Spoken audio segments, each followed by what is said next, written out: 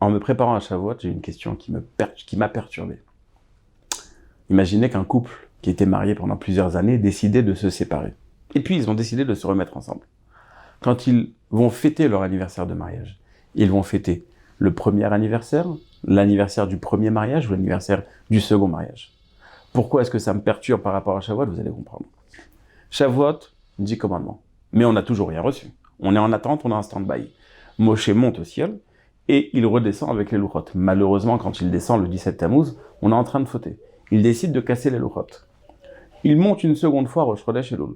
Il descend 40 jours plus tard, Kippour. Là, tout se passe bien, on a reçu les louchot. Quand est-ce qu'on a reçu les louchot? Quand est-ce qu'on a reçu la Torah? À Kippour, pas à Shavuot. Donc c'est vrai qu'il y a eu un premier essai. Shavuot, 17 Tammuz. Mais ça s'est très mal fini. Il n'y a aucune raison de fêter ce moment-là, on devrait l'oublier, c'est quelque chose qui nous rappelle de mauvais souvenirs, Shavuot. C'est un mauvais départ, le second départ était lui une réussite, c'est celui-là qu'on devrait fêter. Pourquoi est-ce qu'on fête Shavuot? Pourquoi est-ce qu'on fête pas Kippour? Premier mariage ou second mariage? C'était mon premier problème par rapport à Shavuot. Mais en vérité, il y a un problème qui est beaucoup plus grave. On a 2 fois dans la Torah, on nous présente les 10 commandements. Les 10 commandements ont été dits une seule fois, mais ils sont ramenés 2 fois. Dans Parashat Yitro, Sefer Shemot, et dans Parashat Vaetranan, dans Sefer Dvarim. Dans le langage qu'il y a dans les 10 commandements, on peut compter 10 différences entre les premières louchot et les secondes louchot. Le Kli Yakar fait la remarque, et il fait le décompte de toutes les différences qu'il y a entre les premières et les deuxièmes, entre les Aseret Adibrot marqués dans Yitro et dans les Aseret Adibrot marqués dans Vaetranan. Il ramène qu'il existe beaucoup de commentaires qui essayent d'expliquer point par point, différence par différence. Mais lui, il a trouvé le point commun qui pourrait expliquer pourquoi est-ce qu'il y a toutes ces différences entre la première fois où sont ramenés les 10 commandements et la seconde fois. Il ramène le fameux Midrash qui nous dit que Hachem, avant qu'il décide de nous donner la Torah, il a proposé de la donner au monde entier, mais elle a été refusée. Seulement le peuple juif a décidé de l'accepter. Nous dit le Kli Yakar, c'est justement ça la différence qu'il y a entre les premières et les secondes louchot. Je vais donner un exemple. Dans les premières, il est marqué Zachor. Dans les secondes, il est marqué Shamor. Quelle différence entre Zachor et Shamor? Zachor, c'est plutôt symbolique. Shamor, c'est plus un effort à fournir. Je m'explique. Zachor, par exemple, on apprend qu'il faut faire le kiddush. Shamor, tous les interdits qu'on a Shabbat, ça c'est assaut, ça c'est assaut, ça c'est assaut, découlent de Shamor. Donc c'est bien plus facile de faire que le kiddush, mais après de sortir dans un endroit où on n'aurait pas le droit d'aller Shabbat, plutôt que Shamor qui est très compliqué. Toutes ces choses sont interdites. Les premières louchot, nous dit le Kli Yakar, sont des louchot internationales. On a tenté de les proposer à tout le monde. Donc on leur a facilité un peu la vie. On leur a dit Zachor, fais le kiddush, c'est peut-être suffisant. Même ça, ils n'étaient pas d'accord. Les secondes louchot, qui étaient dédiées au peuple juif, on nous a dit Shamor, tu sais, c'est pas seulement un kiddush, ça et ça et ça et ça, c'est interdit. Donc les premières louchot sont des louchot internationales. Les premiers 10 commandements dans Vaïtro sont des 10 commandements qui sont internationaux. Les seconds sont seulement dédiés au peuple juif. Dites-moi quand, le matin après la veillée, on va lire la Torah. On va lire Parashat Yitro, Parashat Vaetranan. On va lire celles qui sont dédiées au monde entier et qui sont plus calmes, qui sont plus cool, ou celles qui sont dédiées au peuple juif seulement. Pourquoi est-ce que, encore une fois, on se retrouve face à quelque chose qui n'est pas adapté? Yitro, c'est pas adapté au peuple juif. Vaetranan, c'est adapté au peuple juif. Donc on aurait dû fêter les Aseret Adibrot, on aurait dû lire les Aseret Adibrot de Vaetranan. J'ai été vraiment perturbé. Et j'ai cherché. Et Baruch Hashem, j'ai trouvé quelque chose qui m'a aidé à mieux comprendre. Le Al-Shir, Akadosh, il a un livre qui s'appelle Torah Moshe sur la paracha en général. Quand il essaie d'expliquer quelque chose sur la paracha, c'est 30-40 questions avant de donner l'Yesod. Donc je vais sauter l'étape des 30-40 questions. Je vais en amener que 2 ou 3 pour essayer de comprendre un peu mieux le Yesod du Al-Shir et pour, à travers ce Yesod, répondre à nos questions aussi. Le Al-Shir ramène un Midrash. La paracha qu'on va lire le jour de Shavuot commence par Bachodesh Hashlishi, le 3e mois. Pourquoi est-ce qu'on a besoin de nous préciser le 3e mois? Pose le Midrash. Le Midrash répond, de la même manière qu'on n'a pas le droit de se marier avec une convertie ou avec une femme qui a été prise en captivité seulement après avoir attendu 3 mois, de la même manière, moi, Hachem, je vous donnerai la Torah seulement après Bachodesh Hashlishi. Donc, il faut connaître cette halakha-là. Une femme qui vient de se convertir, une femme qui a été prise en captivité, on attend 3 mois. Pourquoi est-ce qu'on attend 3 mois? Parce qu'on veut être sûr qu'elle n'est pas enceinte de son statut avant d'être transformée en femme juive ou avant d'avoir été libérée, de ne pas être tombée enceinte quand elle était en captivité. On veut s'assurer qu'à partir de maintenant, si elle tombe enceinte, c'est de son mari juif d'aujourd'hui. Le Al-Shir pose une question très simple. Comment est-ce que le Midrash peut nous dire que la Torah a été donnée 3 mois après qu'on était libéré ou converti par rapport à ce qu'on était en Égypte? C'est pas vrai. On fait un calcul. Tous les jours, on compte. Tous les jours, on compte le Homer. La Torah a été donnée 50 jours. 50 jours, c'est pas 3 mois. Comment est-ce que le Midrash peut nous dire Bachodesh Ashlishi, c'est venu appuyer le rapport qu'il y a entre la Guilloret et la Shfouya, la convertie et la femme captive, et le peuple juif qui n'a reçu la Torah que après avoir passé cette étape-là? C'est pas vrai. On n'a pas attendu 3 mois. C'est seulement 7 semaines et on a reçu la Torah. Autre question que pose le Al-Shir, question très simple. Il faut comprendre pourquoi est-ce que le don de la Torah a été fait en morceaux. Pourquoi en morceaux? On sort d'Égypte, on arrive dans un endroit qui s'appelle Mara, on reçoit 2 choses, Shabbat et Dinim. Shabbat, j'ai pas besoin d'expliquer. Dinim, c'est tout ce qui est légal, tous les contacts qu'on doit avoir, commerciaux ou avec ses voisins ou autres, c'est ce qu'on appelle Dinim. On a 2 choses qui nous ont été enseignées avant d'être au Sinaï. On arrive au mont Sinaï, on a les 10 commandements. On attend 40 jours, dans l'hypothèse, on attend bien plus, et là on reçoit toute la Torah. Pourquoi est-ce qu'on a besoin de fracturer le don de la Torah? Pourquoi est-ce que ça n'a pas été fait en une fois? Pourquoi est-ce que cette commande-là, elle a été reçue en plusieurs fois? Pourquoi est-ce qu'on n'a pas reçu la Torah directement? Le Al-Shir HaKadosh explique, à travers toutes les questions qu'il a, un yesod magnifique qui va nous faire comprendre quel est le yesod, quel est le sens de la fête de Shavuot. Le Al-Shir donne un exemple. Imaginons, quelqu'un a décidé de se marier avec une femme qui revient de captivité. Il doit attendre 3 mois. Mais il est fou amoureux de cette femme. Il veut se marier rapidement avec elle. Mais il ne peut pas. La halakha lui interdit de se marier avec elle. Mais dans le mariage juif, il y a 2 étapes. Il y a ce qu'on appelle Kiddushin et Nisuin. Kiddushin, c'est quand on lui met la bague sur le doigt. Nisuin, c'est la choupa. Aujourd'hui, on les fait en même temps, pour plusieurs raisons. La Torah nous a interdit les Nisuin. La Torah nous a interdit d'avoir un rapport avec une femme qui revient de captivité. Il faut attendre 3 mois. Mais la Torah ne nous a pas interdit de les kadesh ota, de lui mettre la bague. Pourquoi est-ce qu'on a le droit de lui mettre la bague? Parce que mettre la bague, c'est vrai qu'elle est définie comme mariée, mais on n'a pas encore le droit d'avoir de rapport avec elle, donc on n'encourt pas le risque de ne pas savoir qui est le papa de l'enfant qui va naître. Nous dit le Torah Moshe, le Al-Shir HaKadosh, c'est simple. Cette personne-là qui veut vraiment se marier avec cette femme qui revient de captivité, c'est vrai qu'il ne peut pas la faire rentrer sous la choupa et donc il n'a pas le droit d'avoir un rapport avec elle. C'est vrai.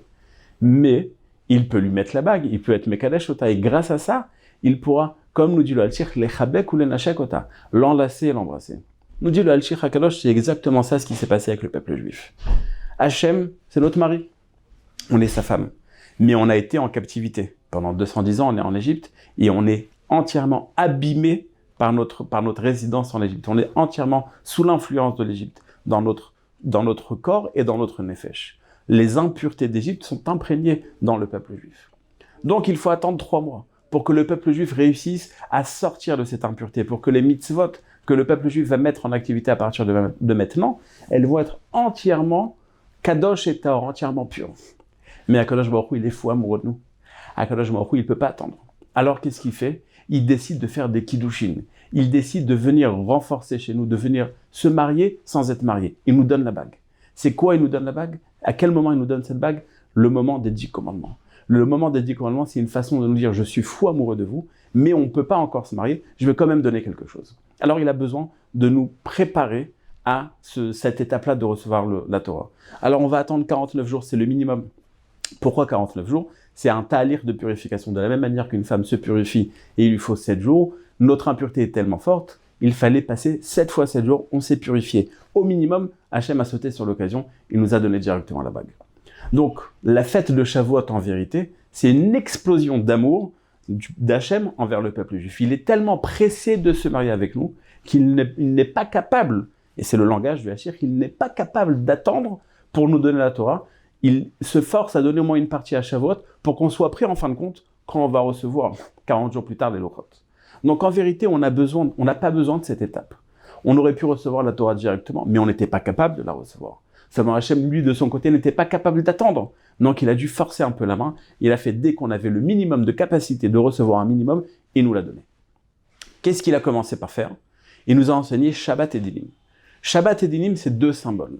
Shabbat, c'est un moment où on te demande d'être proche d'Hachem. Tu te coupes de tout ce qui est de ton monde habituel, de ton travail habituel, et tu vas être toute la journée Beth Knesset, tu vas aller étudier, bien sûr, avec tout ce qui est Olam Hazé, avec tous les kiffs qui vont avec, mais on te demande d'être coupé de tout ce qui est matériel et de vivre ton spirituel. Dinim, c'est la façon de se conduire en société. Le Kliakar, dans Parashat Kedoshim, nous dit que les Kouruvim, les chérubins, c'est exactement le symbole des deux bases qui font qu'on a un peuple spécial. Les Kouruvim avaient leurs bras qui étaient vers le ciel. C'est pour nous montrer qu'on a des obligations envers le ciel. Et ils avaient aussi leur visage un face à l'autre, parce qu'on a des obligations l'un face à l'autre en Cheva. Les deux bases de la Torah, comme nous dit la Gemara, d'un côté c'est Ve'afta l'reacha kamocha. Tu dois aimer ton prochain comme toi-même. Et d'un autre côté, comme nous dit une autre Gemara, Tzadik be'emunato yirye. Les deux bases, c'est Ben Adam lamakom, Ben Adam lachavero. Akadosh Baruch Hu veut nous préparer à recevoir la Torah. On n'est pas encore arrivé au Sinaï qui nous donne les deux bases. Il nous donne Shabbat, il nous donne Dinim. Il nous donne les Kouvim. Sachez qu'il y a deux bases. Le côté Ben Adam lamakom, entre toi et Hachem, et le côté Ben Adam lachavero, entre toi et la société. Ça, c'est avant d'arriver à Sinaï pour nous aider à nous mettre en pratique, pour être capable de recevoir la Torah. Arrivé le jour de Shavuot, arrivé le jour des 10 commandements, Hachem voit qu'on a déjà fait un grand pas en avant, et je vais expliquer dans 2 minutes quel était ce grand pas en avant. Il nous donne les 10 commandements, mais il faut attendre encore 40 jours. Il faut attendre encore 40 jours pour qu'on soit entièrement prêt. Nous dit le Halchir, le peuple juif avait réussi déjà à purifier son âme, mais pas son corps. En vérité, quand on fait les mitzvot, on a besoin d'avoir l'envie de les faire et de les faire physiquement. Quand on fait une mitzvah, on doit la faire à 100%. Le peuple juif, à ce moment-là, avait déjà le nefesh, mais non pas le corps. Nous dit le Halchir, il fallait attendre encore 40 jours pour recevoir toute la Torah, pour être capable de la faire entièrement. En vérité, si on fait le calcul, on a 50 jours jusqu'au jour de Shavuot, plus 40 jours. Ça fait 90 jours. 90 jours, c'est 3 mois. C'est ça l'explication du Midrash, nous dit le Halchir.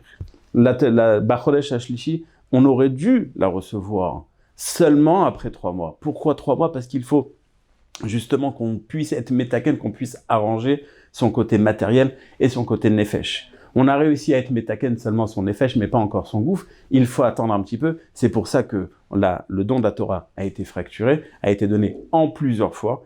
Et en vérité, d'après ce que nous dit le Halchir, le jour de Shavuot, c'est une situation, c'est un moment où on ressent l'amour fort qu'Hachem ressent envers le peuple juif.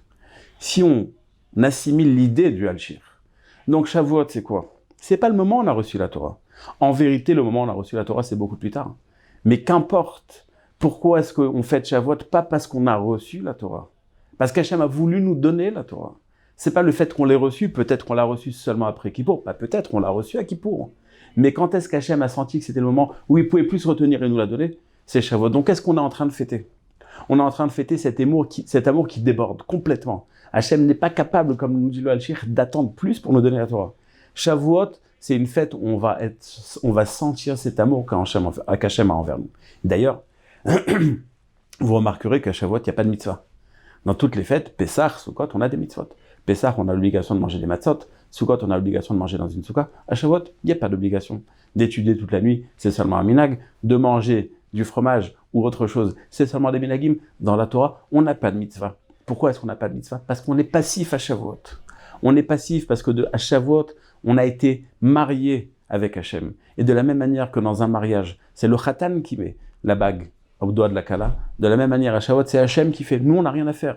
Nous, on n'a rien à faire à Shavuot. On n'a pas de mitzvah à faire, on n'a pas de preuve à faire. Hachem, lui, n'a pas pu se retenir, entre guillemets. N'a pas pu se retenir parce qu'il était fou amoureux du peuple juif. Il nous a donné la Torah. Donc, je peux très bien comprendre pourquoi est-ce qu'on fête Shavuot et non pas Kippour. Parce que Shavuot, c'est justement ce point-là, cette Nekuda-là que Hachem n'a pas pu se retenir. On prend conscience de l'amour qu'a Hachem envers le peuple juif. Pourquoi est-ce que on va lire les 10 commandements marqués dans Yitro et non les 10 commandements marqués dans Parashat Vayetranan? Ça s'emboîte exactement avec ce que l'Halchir répond. Les 10 commandements qui sont marqués dans Parashat Vayitro sont un peu moins élevés. On attend un peu moins de toi. Pourquoi est-ce qu'on attend un peu moins de toi? Parce que tu n'es pas au niveau. On n'a pas encore réussi à te mettre à Ken. Mais pourtant, bien que tu ne sois pas encore au niveau, Hachem se dit, j'ai envie de te donner la Torah. Mais je suis pas capable, je suis pas encore au niveau, j'ai pas encore été métaire, je ne fais pas encore tout ce que je dois faire. quand même. Je suis pas capable d'attendre. Je sais qu'en fin de compte, tu vas réussir. Alors je te donne à partir de maintenant la Torah. Donc Shavuot, c'est quoi? Zman Matan Toratenu. C'est le moment où la Torah a été donnée. Qui a dit que c'est Zman Kabbalah Toratenu? C'est le moment où la Torah a été reçue. La Torah n'a pas été reçue à ce moment-là. Elle a été donnée. On fête l'envie que Hachem avait de nous donner la Torah. À Shavuot, on te demande de prendre conscience, de seulement prendre conscience qu'Hachem t'aime même si t'es pas au niveau. Qu'Hachem a aimé le peuple juif alors qu'il était encore impur. Qu'Hachem a fait tout un micmac pour nous donner la Torah plus tôt que la date prévue. Pourquoi plus tôt que la date prévue? Parce qu'il ne pouvait pas attendre d'être marié. Il ne pouvait pas attendre d'être au moins à moitié marié avec le peuple juif. Le message à Botaï, c'est très simple. Dans la vie tous les jours aujourd'hui, des fois on se dit, oui mais je fais telle chose, je la fais pas suffisamment bien, ça va engendrer que la chose d'après aussi, je vais pas la faire. Ce qu'on appelle en hébreu le Yetzer Hara du Benko. Benko, ça veut dire quoi? De toutes les façons, je me lève pas à la tefila. Donc si de toutes les façons, je me lève pas à la tefila, pourquoi est-ce que je vais aller écouter un cours de Torah? De toutes les façons, j'ai pas écouté un cours de Torah, donc j'ai pas besoin de faire Mincha aujourd'hui. Si j'ai pas besoin de faire Mincha aujourd'hui, donc j'ai pas besoin de faire Arvit. Shavuot, c'est bien te dire, sache que dans n'importe quelle situation, Hachem, il est fou amoureux de toi. On sortait d'Égypte. On était impurs. On était en train de se purifier, c'est vrai. Mais on était impurs. Hachem a quand même décidé de nous donner la Torah dans notre impureté. Il nous a donné la Torah, il nous a demandé de lire les 10 commandements de Yitro parce qu'ils ne sont pas mouchlam, parce qu'ils sont internationaux, parce qu'ils ne sont pas exactement comme la Seret Dibrot du top du top. Mais c'est ça qu'on veut que tu comprennes. Même si tu n'es pas au top, tu dois savoir que Hachem, il attend beaucoup de toi et qu'il est fou amoureux de toi. Chag Sameach à vous tous et beaucoup de Hatzlacha. Amen ve Amen.